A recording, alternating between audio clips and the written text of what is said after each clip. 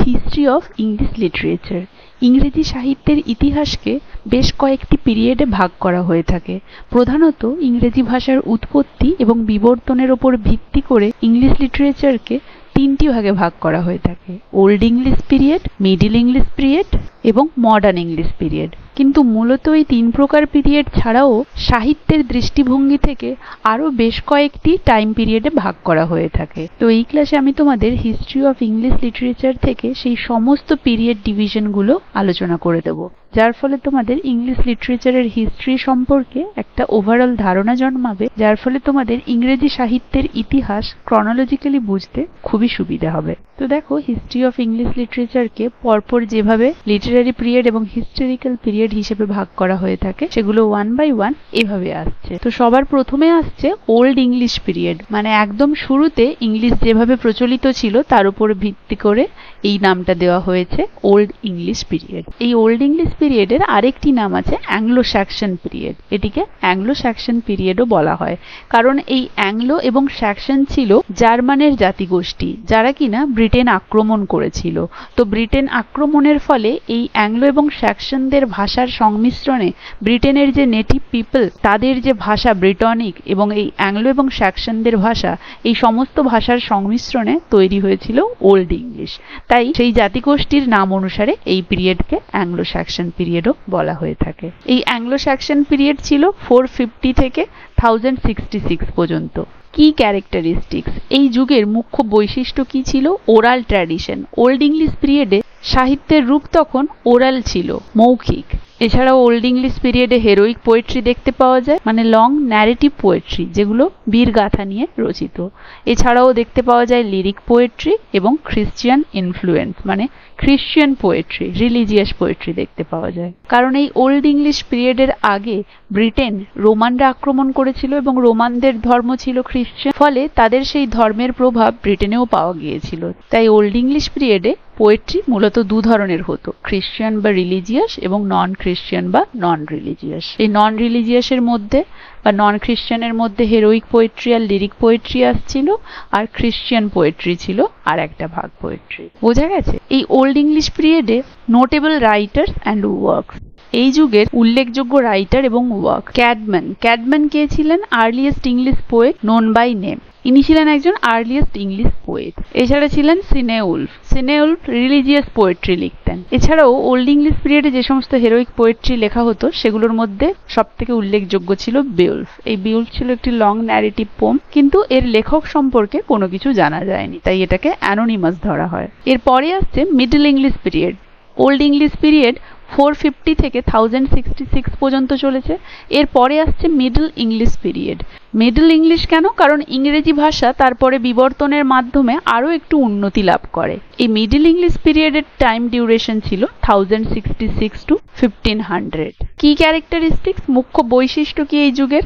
Norman influence, নরমানদের প্রভাব। Norman কারা? এই নরমান হলো একটি হিস্টোরিক্যাল গ্রুপ যাদের অরিজিন হচ্ছে ভাইকিংস, যারা কিনা স্ক্যান্ডিনেভিয়া থেকে এসেছিল, মূলত নরওয়ে থেকে, এবং পরবর্তীকালে এরা ফ্রান্সের নর্দার্ন রিজিয়নে গিয়ে সেটেলড হয়। ফলে এদের নাম অনুসারে সেই রিজিয়নের নাম হয় নরম্যান্ডি, এবং পরবর্তীকালে তারা ব্রিটেন আক্রমণ করে দখলের জন্য 1066-এ, যেটাকে বলা হয় নরমান কনকোয়েস্ট। ফলে তাদের জাতিগোষ্ঠীর যে ভাষার প্রভাব ওল্ড ইংলিশের সাথে মিশে ইংলিশ ভাষা আরও কিছুটা উন্নতি লাভ করে এবং মিডল ইংলিশ ফর্মে গিয়ে দাঁড়ায়। ডেভেলপমেন্ট অফ মিডল ইংলিশ, যেটা বললাম, এর ফলে ওল্ড ইংলিশে ইংলিশ যেভাবে ছিল তার থেকে আরেকটু ডেভেলপড হয় এবং ইংলিশ ভাষা আরও একটু উন্নতি লাভ করে। আর কি ক্যারেক্টারিস্টিক্সের মধ্যে কি পাওয়া যায়? অ্যালিগরি। এই যুগে যে সমস্ত সাহিত্য পাওয়া যেত তার মধ্যে অ্যালিগরির প্রভাব বেশি থাকতো। অ্যালিগরি হচ্ছে রূপক, মানে কোনো ব্যক্তি, বস্তু বা স্থান সমস্ত কিছুকে অন্য কিছুর উদ্দেশ্যে ইউজ করা হতো, অন্য কিছু বোঝাতে, সেটাকেই বলা হয় অ্যালিগরি। এই যুগের সাহিত্যের মধ্যে অ্যালিগরির প্রভাব বেশি দেখতে পাওয়া যায়। নোটেবল রাইটার্স এবং ওয়ার্কস, এই যুগের যে সমস্ত বিশিষ্ট লেখক ছিল তাদের মধ্যে জিওফ্রে চসার ছিল অন্যতম, যিনি কিনা দ্য ক্যান্টারবেরি টেলসের লেখক ছিলেন। এছাড়াও ছিলেন উইলিয়াম ল্যাংল্যান্ড, তার লেখা ছিল প্লায়ার্স প্লাউম্যান, আর ছিল দ্য গাওয়েন পোয়েট। গাওয়েন পোয়েট একটা নাম যেটা একজন আননোন অথারকে সাজেস্ট করে, যিনি কিনা sir Gawain and the green knight লিখেছিলেন। প্রকৃতপক্ষে the Gawain and the green নাইটের যে প্রকৃত লেখক তার নাম জানা যায়নি, ফলে তাকে দ্য গাওয়েন পোয়েট বলেই আমরা জানি। তো বোঝা গেছে? এরপরে আসছে দ্য রেনেসা। দেখো, ওল্ড ইংলিশ পিরিয়ড হলো, মিডিল ইংলিশ পিরিয়ড হলো, এরপরে আসছে দ্য রেনেসা। রেনেসা মানে নবজাগরণ। আর্লি মডার্ন ইংলিশ মানে মডার্ন ইংলিশ পিরিয়ডের আগের সময়টাকে বলছে রেনেসা, নবজাগরণ। এই নবজাগরণের টাইম পিরিয়ড ছিল 1500 to 1660। সাব পিরিয়ডস অ্যান্ড কি রাইটার্স। এই রেনেসাকে আবার কয়েকটি বিভিন্ন পিরিয়ডে ভাগ করা হয়ে থাকে। কি কি? এলিজাবেথান পিরিয়ড, নাম দেখে বোঝা যাচ্ছে সেই সময় ইংল্যান্ডে রানী ছিলেন কুইন এলিজাবেথ। এলিজাবেথান পিরিয়ডের টাইম ডিউরেশন 1558 to 1603। এই যুগের উল্লেখযোগ্য লেখক ছিলেন উইলিয়াম শেক্সপিয়ার, যিনি কিনা লিখেছিলেন হ্যামলেট, ম্যাকবেথ। এছাড়াও ছিলেন ক্রিস্টোফার মার্লো, যিনি লিখেছিলেন ডক্টর ফস্টার।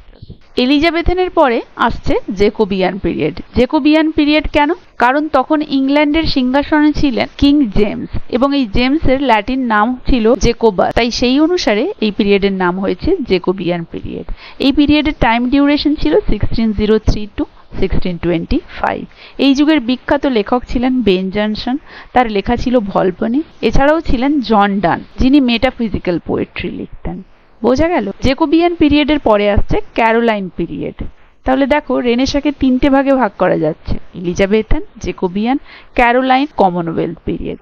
ক্যারোলাইন পিরিয়ড কেন নাম হয়েছে? কারণ জেমসের পরে তার পুত্র চার্লস বসেছিল সিংহাসনে, এবং এই চার্লসের ল্যাটিন নাম ছিল ক্যারোলাস, তো তার নাম অনুসারে এই পিরিয়ডের নাম হয়েছে ক্যারোলাইন পিরিয়ড। এবং ঠিক তারপরেই ইংল্যান্ডে আমরা দেখতে পাই মোনার্কির বিরুদ্ধে মানুষের মধ্যে অসন্তোষ দেখা দেয়, এবং কিছু সময়ের জন্য মোনার্কিকে ডিস্ট্রয় করে সেখানে কমনওয়েলথ পিরিয়ড স্থাপিত হয়। তাই ক্যারোলাইন এবং কমনওয়েলথ পিরিয়ডের টাইম ডিউরেশন এখানে একসাথে দেওয়া রয়েছে, 1625 to 1660। ক্যারোলাইন পিরিয়ড ছিল 1625 থেকে 1648 এর কাছাকাছি, এবং কমনওয়েলথ পিরিয়ড ছিল 1648 থেকে 1660 পর্যন্ত। এই যুগের বিখ্যাত কিছু লেখক হলেন রবার্ট হেরিক, অ্যান্ড্রিউ মার্ভেল। তো এরপরে রেনেসা পিরিয়ডের পরে আসছে নিও ক্লাসিক্যাল পিরিয়ড। নিও ক্লাসিক্যালের মানে হচ্ছে revival of the style and spirit of the classical, মানে ক্লাসিক্যাল পিরিয়ডের পুনর্জাগরণ, সেটাকেই বলা হচ্ছে নিও ক্লাসিক্যাল। এই পিরিয়ডের টাইম ডিউরেশন ছিল 1660 থেকে 1798 পর্যন্ত। কি ক্যারেক্টারিস্টিক্স, মুখ্য বৈশিষ্ট্য কি এই যুগের? Order, reason, satire, classical model. Notable writers and works. এই যুগের বিশিষ্ট লেখক এবং তাদের কিছু কাজ। এই যুগের বিশিষ্ট লেখকদের মধ্যে আমরা পাই জন ড্রাইডেনকে, যিনি লিখেছিলেন অ্যাবসালম অ্যান্ড অ্যাকিটোফেল। এছাড়াও পাই আলেকজান্ডার পোপকে, তার লেখা ছিল বিখ্যাত the rape of the lock.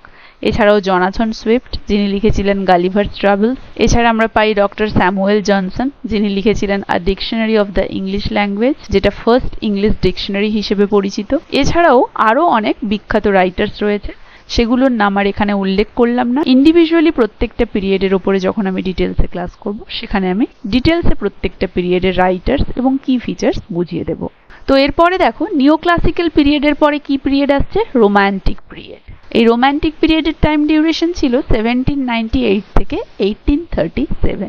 কি characteristics? Emotion, nature, individualism. Notable writers. এই যুগের বিশিষ্ট লেখক কারা কারা ছিলেন? উইলিয়াম ওয়ার্ডসওয়ার্থ, যিনি লিখেছিলেন লিরিক্যাল ব্যালাডস। এছাড়াও ছিলেন স্যামুয়েল টেইলর কোলরিজ, যিনি লিখেছিলেন the rime of the ancient mariner. এই লিরিক্যাল ব্যালাডসে যেটা পাবলিশ হয়েছিল, এবং যেটা এই লিরিক্যাল ব্যালাডসের সর্বপ্রথম কবিতা ছিল, কারণ লিরিক্যাল ব্যালাড উইলিয়াম ওয়ার্ডসওয়ার্থ আর স্যামুয়েল টেইলর কোলরিজের জয়েন্ট কোলাবোরেশন ছিল, যেটা কিনা পাবলিশ হয়েছিল 1798-এ। এছাড়াও পেয়েছিলাম আমরা Percy Bysshe Shelley, John Keats, Lord Byron, এই সমস্ত লেট রোম্যান্টিক পোয়েটদের। এছাড়াও ছিল জেন অস্টিন, যিনি লিখেছিলেন প্রাইড অ্যান্ড প্রেজুডিস, যেটা ইংরেজি সাহিত্যের এক বিখ্যাত উপন্যাস। বোঝা গেছে? এরপরে আসছে ভিক্টোরিয়ান পিরিয়ড। রোমান্টিকের পরে ভিক্টোরিয়ান পিরিয়ড। ভিক্টোরিয়ান পিরিয়ডের টাইম পিরিয়ড হচ্ছে 1837 থেকে 1901। কি ক্যারেক্টারিস্টিক্স, মুখ্য বৈশিষ্ট্য কি ছিল এই যুগের? ইন্ডাস্ট্রিয়ালাইজেশন। এই যুগে ইন্ডাস্ট্রিয়ালাইজেশন হয়েছিল, মরালিটি, রিয়েলিজম, এই সমস্ত কিছুও এই যুগে দেখতে পাওয়া গিয়েছিল। Notable writers and works. এই যুগের বিখ্যাত লেখকদের মধ্যে চার্লস ডিকেন্স, যিনি লিখেছিলেন great expectation, Charlotte Bronte, Jane Eyre লিখেছিলেন এমিলি ব্রন্টে, যার লেখা ছিল উইদারিং হাইট। এছাড়াও ছিলেন অ্যালফ্রেড টেনিসন, রবার্ট ব্রাউনিং, যারা কবিতা লিখতেন। এছাড়াও ছিলেন থমাস হার্ডি, যিনি ছিলেন বিখ্যাত নভেলিস্ট, যিনি লিখেছিলেন টেস অফ দ্য ডি আরবারভিলস। তো এই হচ্ছে ভিক্টোরিয়ান পিরিয়ড। এরপরে আসছে মডার্ন পিরিয়ড। মডার্ন পিরিয়ডের টাইম ডিউরেশন ছিল 1901 থেকে 1945। কি ক্যারেক্টারিস্টিক্স? এক্সপেরিমেন্টেশন দেখা দিয়েছিল এই যুগে, alienation, stream of consciousness. Notable writers and work: Virginia Woolf, যিনি লিখেছিলেন মিসেস ডালওয়ে; জেমস জয়েস, যিনি উইলিসেস লিখেছিলেন; টি.এস. ইলিয়ট দ্য ওয়েস্টল্যান্ড লিখেছিলেন। এছাড়া ছিলেন ডি.এইচ. লরেন্স, লিখেছিলেন সানস অ্যান্ড লাভার্স। এছাড়াও জর্জ অরওয়েল, যিনি লিখেছিলেন অ্যানিমাল ফার্ম, যেটা ছিল সেই যুগের এক বিখ্যাত স্যাটায়ার। এটা সেই সময়ের রাজনৈতিক অবস্থাকে ব্যঙ্গ করে লেখা। এরপরে আসছে পোস্ট মডার্ন বা contemporary time period. Post modern time period হচ্ছে 1945 এর পর থেকে প্রেজেন্ট টাইম পিরিয়ড, আমাদের এই বর্তমান সময়কাল পর্যন্ত সময়কে বলা হয় পোস্ট মডার্ন বা কন্টেম্পোরারি পিরিয়ড। কি ক্যারেক্টারিস্টিক? আয়রনি, ফ্র্যাগমেন্টেশন, গ্লোবালিজম, এই সমস্ত কিছু। রাইটার্স আর ওয়ার্কস কি?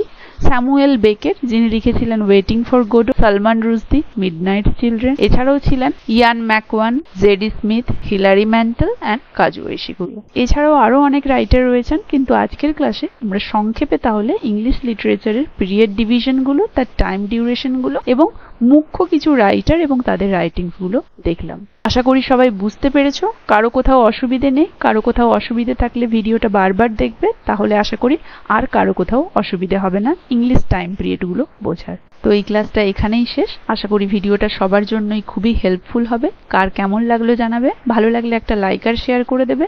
আর যারা যারা এখন আমার চ্যানেলটা সাবস্ক্রাইব করোনি, কাইন্ডলি চ্যানেলটা সাবস্ক্রাইব করে দেবে।